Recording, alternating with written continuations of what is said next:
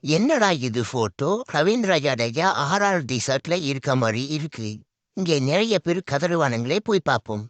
என்னடா தம்பி, இது ரவீந்திர ஜடேஜா ஆர்ஆருக்கு போறாங்களாமே, உனக்கு தெரியுமா?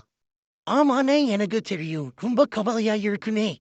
கவலையா இருக்கா? அதத்தான் நான் கேள்வி வைக்கலான்னு வந்திருக்கேன். சோறு தான் திங்கிறியா? சோத்தை விட்டு பிஎல்ல திங்கிறாடா பேப்புண்டமானே. எனக்கு ஒரு விஷயம் புரியல.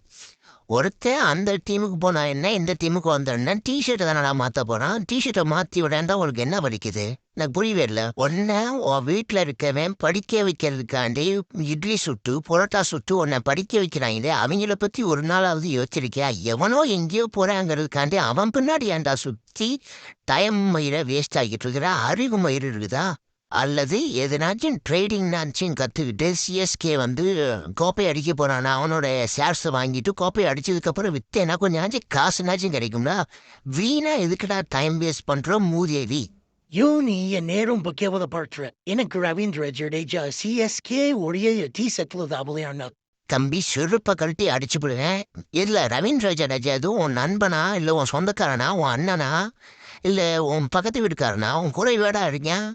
அவன் டிஷர்ட்டை மாற்றி விளையாட போகிறேன். மஞ்சள் டிஷர்ட்டில் விளையாண்டான்னா ரோசி டிஷர்ட்டில் விளையாண்டா உனக்கு நாடா மயிறு? போய் வேலை மயிரை பாருடா, போய் படிடா.